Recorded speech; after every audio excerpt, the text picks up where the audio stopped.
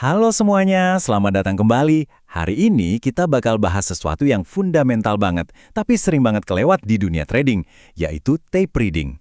Ini bukan sekedar ngeliatin grafik loh, tapi ini soal ngerasain dinamika pasar secara real time. Yuk, kita mulai? Coba deh, pikirin pertanyaan ini. Biasanya kita kan lihat pasar itu cuma sebagai deretan grafik dan angka. Tapi, gimana kalau kita bisa ngerasain pasar itu kayak sesuatu yang hidup, sesuatu yang punya denyut nadinya sendiri? Nah, inilah inti dari pembahasan kita hari ini.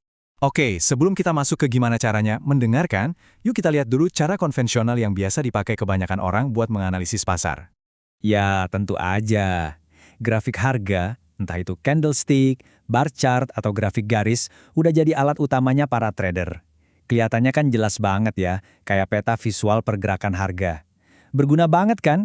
Tapi, disinilah letak masalah utamanya.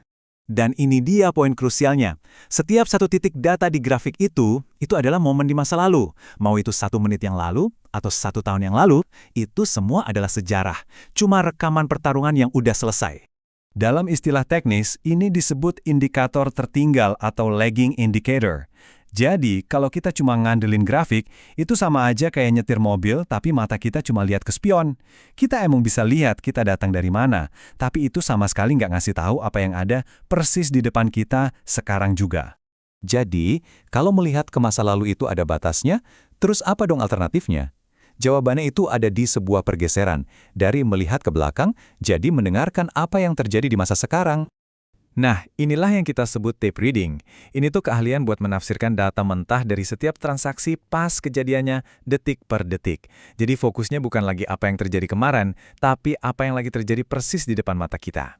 Disinilah medan perang pasar yang sesungguhnya. Di satu sisi ada bid, yaitu harga yang ditawar sama pembeli.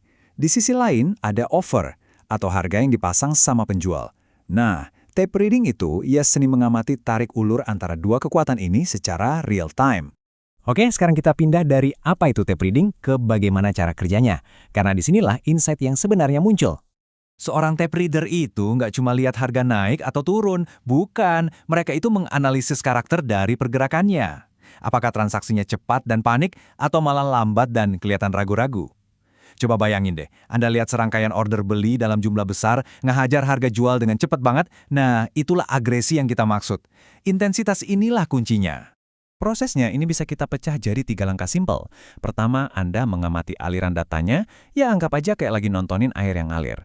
Kedua, Anda mengukur kecepatannya. Aliran ini deras kayak air terjun, yang nandain kepanikan atau antusiasme, atau cuma netes pelan-pelan. Dan yang paling penting, langkah ketiga, Anda menafsirkan agresi di baliknya. Siapa yang lagi dominan, pembeli atau penjual?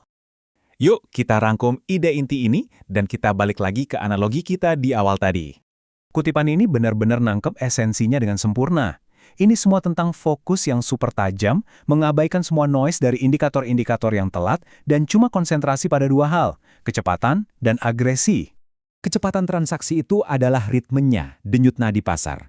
Terus, agresi dari pembeli dan penjual itu adalah kekuatan di balik setiap denyutannya. Waktu Anda gabungin keduanya, Anda nggak lagi cuma ngeliatin grafik, Anda benar-benar bisa ngerasain dan mendengar detak jantung pasar di saat itu juga. Jadi, saya mau tinggalkan Anda dengan pertanyaan ini. Waktu Anda lihat pasar, apakah Anda cuma lagi menganalisis sejarah, atau Anda benar-benar mendengarkan detak jantungnya saat ini juga? Pilihan itu bisa mengubah segalanya.